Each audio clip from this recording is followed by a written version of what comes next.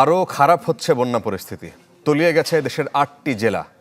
এগুলো হচ্ছে ফেনী, নোয়াখালী, কুমিল্লা, চট্টগ্রামের মিরসরাই, ব্রাহ্মণবাড়িয়া, খাগড়াছড়ি, হবিগঞ্জ এবং মৌলভীবাজার। এর মধ্যে ৬ জেলায় পানিবন্দী অন্তত ১৮ লাখ মানুষ।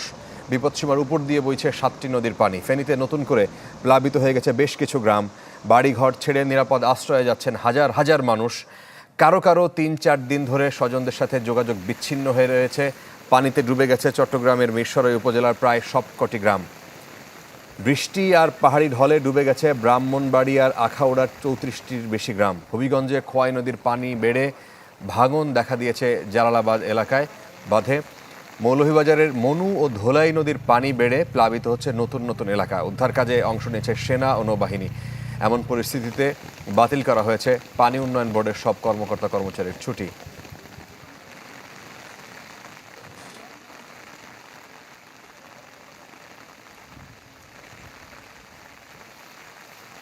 শুধু আমরা টাং রোডটা ছাড়া আর পুরো ফেনী শহর এখন পানির নিচে। গতকালকে সন্ধ্যা ৭টার পরের থেকে আমার ফ্যামিলির সাথে কোনো যোগাযোগ নাই। আমার বোন আর ছোট ছোট দুইটা বাচ্চা, একটা মেয়ে, ছোট মেয়ে। আজকে 3 দিন হয়েছে, কোনো খবর নাই।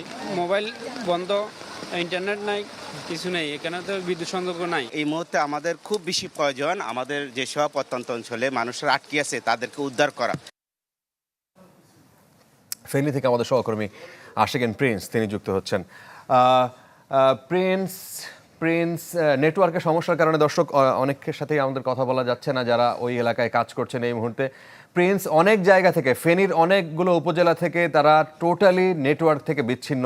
তাদের অনেক আত্মীয় স্বজন তারা উদ্বিগ্ন হয়ে ফোন দিচ্ছেন, তাদেরকে উদ্ধার করার জন্য বলছেন। মানে পরিস্থিতি কী রকম এই মুহূর্তে? আপনি কোথায় কোথায় ঘুরলেন এবং কেমন দেখেছেন?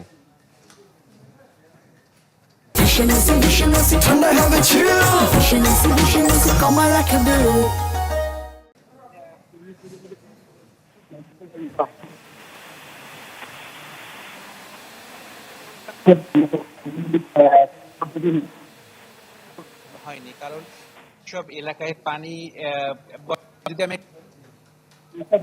বলা যায় যে 2 তলা ভবন পর্যন্ত 2 তলা পর্যন্ত কিন্তু পানি এলাকাতে উদ্ধার করা বা সেই তাদের কাছে পৌঁছানো একটি দুরূহ ব্যাপার হয়ে গেছে। তো আমি রয়েছি বারাহি নুরিয়া মদিরাতুল উলুম মাদ্রাসা সড়ক। এই সড়কে পানি এলাকায় যারা বসবাস করছেন তাদের আশ্রয়ে উঁচু এলাকাতে যাবার চেষ্টা বসবাস করছেন। সেই কিন্তু আসলে ক্ষতিগ্রস্ত হয়েছে এবং সেসব এলাকায় বন্যা কবলিত উপজেলায় সেসব অধিক পরিশ্রামপুর বা ছাগলনাইয়া বা উপজেলা রয়েছেন তাদের কাছে পৌঁছানো ছিল খুবই কঠিন হয়েছে। সেখান থেকে জানতে পারছি যে ওখানে বন্যা পানি এতটাই যে প্রবল পরিষ্কার করে যেসব নৌকা বা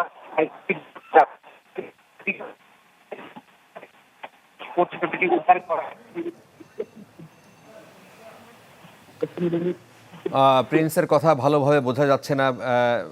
ফেনীর ছাগলনাইয়া, ফেনীর পরশুরাম, তারপরে ফেনীর সদরেরও বিভিন্ন ইউনিয়ন তলিয়ে গেছে আমরা দেখতে পাচ্ছি। এবং সেখানে আমাদের দর্শকদের উদ্দেশ্যে বলি যে নেটওয়ার্ক সেভাবে পাওয়া যাচ্ছে না, সে কারণে আমরা প্রপারলি আমাদের সহকর্মীদের সাথে কথা বলতে পারছি না। কিন্তু পরিস্থিতি আসলে ভয়াবহ। মূলত এখন তারা বারবার যেটি বলছেন যে উদ্ধার করতে হবে।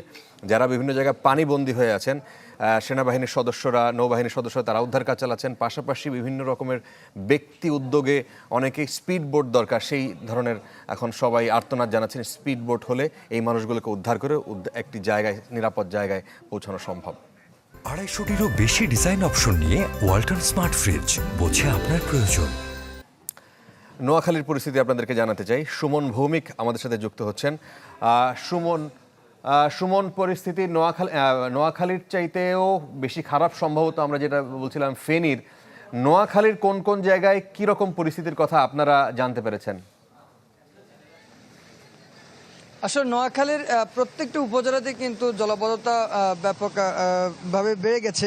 আজকে সকাল নাগাদ তো বৃষ্টির পানির পাশাপাশি যেটি হচ্ছে ফেনী থেকে যে পানিটুকু আসছে সেটি মুহুরী নদী হয়ে, তার কারণে কিন্তু বিশেষ করে নোয়াখালী জেলার পূর্বাঞ্চল এবং দক্ষিণাঞ্চল, উত্তরাঞ্চল কিন্তু বেশ পানিতে নিমজ্জিত হয়েছে। আমরা যে জায়গাটিতে দাঁড়িয়ে আছি এটি জেলা শহর হলেও কিন্তু এর আশপাশ অর্থাৎ পূর্ব পাশে যে জায়গাটা আছে সেদিক থেকে আমি এই পর্যন্ত গত 1 ঘন্টায় অন্তত 2 থেকে 250 মানুষকে দেখেছি যারা হচ্ছে এলাকা ছেড়ে শহরের দিকে আসছে।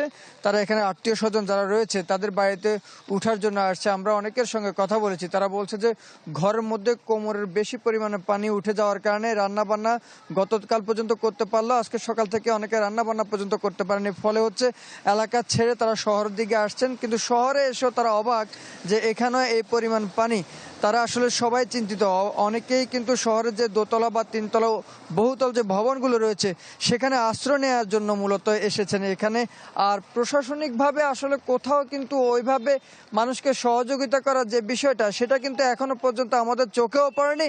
এবং যারা এই যে নোয়াখালী জেলা শহর দিকে যারা আসছে তারাও কিন্তু কেউ বলতে পারেনি যে প্রশাসনের উদ্যোগে কাউকে সরিয়ে নেওয়ার জন্য বা আশপাশে যেসব সাইক্লোন শেল্টার রয়েছে কিংবা যেখানে বিভিন্ন স্কুল বা কলেজ রয়েছে সেখানে যে মানুষকে তুলবে এরকম কোনো সহযোগিতা আসলে কারো পক্ষ থেকে করা হয়নি। মানুষ স্ব উদ্যোগেই কিন্তু নিজেরা জেলা শহরে পাড়ি জমাচ্ছে। এখানকার যারা আত্মীয় স্বজন রয়েছে তাদের কাছে তারা উঠার জন্য চলে আসছে। অনেকে যারা ঢাকায় বাড়ি তারা কিন্তু ঢাকায় ফিরেছে। এখানে যারা চাকরির সুবাদে যারা এসেছেন তারা অনেকেই কিন্তু আমরা সকালে দেখেছি যে ঢাকার উদ্দেশ্যে তারা যাচ্ছেন। যে কিছুক্ষণ আগে একজন নারীর সঙ্গে কথা হয়েছে, তিনি একেবারে তার 2টো ছোট বেবিকে নিয়ে তারা ধর্মপুর থেকে আসছেন। তিনি বলছেন যে সোনাপুরে যাবেন, কিন্তু শহরে উনি প্রায় 4 মাইল হেঁটে শহর পর্যন্ত এসেছেন। এখন শহরে এসে তিনি যেটি দেখলেন সেটাও তিনি অবাক হয়েছেন। তিনি বলছেন যে বোনের বাসায় যাবে, সেখানে কি অবস্থা তিনি জানেন না। নেটওয়ার্কের কারণে অনেকের সঙ্গে যোগাযোগ করতে পারছে না। ফলে হচ্ছে আসলে একেবারে বিচ্ছিন্ন হয়ে পড়েছে পুরো জেলার সঙ্গে। যতগুলো উপজেলা রয়েছে প্রত্যেকটা উপজেলা কিন্তু বিচ্ছিন্ন হয়েছে। আমরা দেবীপুর পাশে, আমাদের জেলা শহরের একেবারে পাশে একটা দেবীপুর গ্রাম রয়েছে, সেখানকার সকালে গিয়ে যতটুকু দেখলাম যে আসলে একটি রাস্তা ভালো নেই বা পানি ছাড়া নেই, যে রাস্তা কোনটি সেটিও মানুষ দেখতে পাচ্ছে না। মানুষ আসলে ভয়াবহ পরিস্থিতি রয়েছে। নোয়াখালী জেলা শহরের পাশে যে শিল্পকলা একাডেমি রয়েছে আমাদের পাশে, সেখানে কিছু লোকজন স্থানীয় উদ্যোগে সেখানে উঠার জন্য তাদেরকে বলছেন যে তারা খাওয়া দাওয়া বা এখানে যারা উঠবে তাদেরকে সহায়তা করবে, এরকমটা বলছে। আর সব মিলিয়ে ভয়াবহ অবস্থা। পুরো জেলার প্রায় 60টি উপজেলায় কিন্তু একই পরিস্থিতি। ফারাবি, অনেক ধন্যবাদ সুমন। আমাদের সহকর্মী রনি দত্তকে দেখতে পাচ্ছি, তিনি চট্টগ্রাম থেকে যুক্ত হয়েছেন। রনি, চট্টগ্রামের পরিস্থিতি আমরা যদি দর্শকদেরকে জানাচ্ছিলাম, মিরসরাইয়ের অবস্থা বেশি খারাপ, সেখানে প্রত্যেকটি গ্রামই নাকি প্লাবিত হয়ে গেছে। পরিস্থিতি আসলে কতটা ভয়াবহ? অন্য জায়গার মতো নেটওয়ার্কের পরিস্থিতি ওখানে স্বাভাবিক ধারণা করছে এখন পর্যন্ত? ফারাবি, এখনো পর্যন্ত নেটওয়ার্ক এখানে স্বাভাবিক রয়েছে। পানি কিন্তু এখানে প্রবল স্রোতের মধ্যে দিয়ে আসলে আসছে। আমরা যতটুকু খবর পাচ্ছি, কিন্তু আমরা এখনো পর্যন্ত এই যে গ্রামীণ যে জনপদগুলোতে আসলে এখনো যেতে পারিনি। আমরা যাওয়ার চেষ্টা করছি। আমরা যতটুকু জেনেছি বারোয়ারহাট, করেরহাট, হিঙ্গুলি এবং আমলিঘাট এইসব এলাকাগুলোতে আসলে প্রচণ্ড প্রবল স্রোতে পানি ধরছে এবং কোনো কোনো জায়গায় সেটি টিনের যে চাল আছে সেই চালাটা উপর তারও বেশি, অর্থাৎ দ্বিতল পরিমাণ পানিও কিন্তু সেখানে প্রবেশ করছে, সেরকম আমরা আসলে জানতে পেরেছি।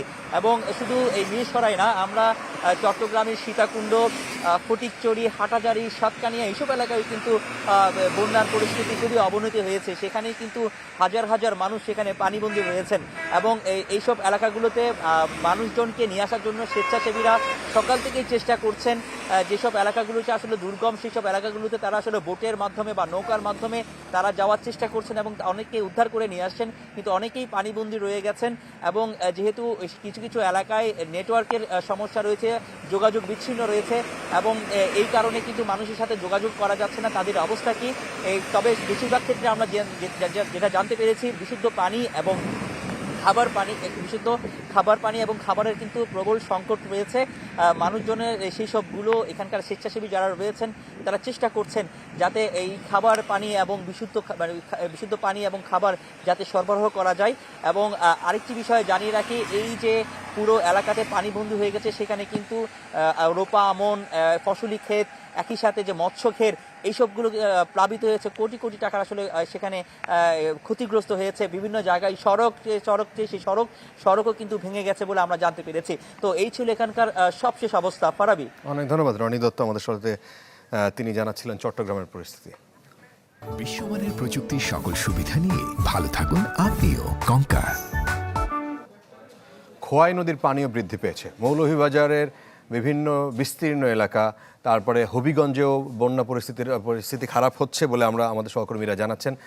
সেটি জানতে চাই আব্দুর রব আমাদের সহকর্মী মৌলভীবাজার থেকে, তিনি যুক্ত হচ্ছেন। রব, মৌলভীবাজারের পরিস্থিতি আপনাদের কাছ থেকে জানতে চাই, কোন কোন উপজেলায় এখন পর্যন্ত বন্যার পানি ঢুকেছে এবং ক্ষতিগ্রস্ত হয়েছে কত সংখ্যক মানুষ? জি ফারাবি, মৌলভীবাজারে আসলে প্রধান নদ নদী হচ্ছে কুশিয়ারা এবং মনু ইতিমধ্যে বিপদসীমার 117 সেন্টিমিটার উপর দিয়ে চাঁদনীঘাট পয়েন্টে বিপদসীমার উপর দিয়ে প্রবাহিত হচ্ছে এবং রেলওয়ে ব্রিজ পয়েন্টে 85 সেন্টিমিটার বিপদসীমার উপর দিয়ে প্রবাহিত হচ্ছে। পাশাপাশি অন্যান্য যে নদ নদীগুলো রয়েছে সেগুলোতেও বিপদসীমার উপর দিয়ে পানি প্রবাহিত হয়েছে। ইতিমধ্যে জেলার 5টি উপজেলা জুরি, কুলাউড়া, রাজনগর, মৌলভীবাজার সদর এবং কমলগঞ্জ বন্যা কবলিত হয়েছে। বিশেষ করে আজকের পরিস্থিতি যদি বলি, আজকে আসলে রাজনগর উপজেলা বেশি আক্রান্ত হচ্ছে বা বন্যাক্রান্ত হচ্ছে। ইতিমধ্যে আজকে সকালে 2টি স্থানে ভাঙন দেখা দেওয়ায় রাজনগর উপজেলার 6টি ইউনিয়ন ইতিমধ্যে প্লাবিত হয়েছে এবং পর্যায়ক্রমে আরও প্লাবিত হচ্ছে। পাশাপাশি বিভিন্ন যে বিস্তীর্ণ ফসলের মাঠ বা মানুষের বাড়িঘর এগুলো প্লাবিত হচ্ছে এবং আমরা অনেককে দেখেছি, অনেক স্বেচ্ছাসেবককে দেখেছি যারা হচ্ছে যে মানুষের বাড়ি বাড়ি গিয়ে যারা বয়স্ক রয়েছেন, শিশু রয়েছেন, তাদেরকে উদ্ধার করে বিভিন্ন উঁচু স্থানে এবং আশ্রয়কেন্দ্রে নিয়ে আসছেন। এবং জেলা প্রশাসন থেকেও জানানো হয়েছে যে এ পর্যন্ত 1,22,000 মানুষ পানিবন্দী রয়েছেন এবং সার্বিক কর্মযোগ্য জেলা প্রশাসক তৎপর রয়েছেন। ফারাবি, অনেক ধন্যবাদ রব, জানাচ্ছিলেন মৌলভীবাজারের পরিস্থিতি।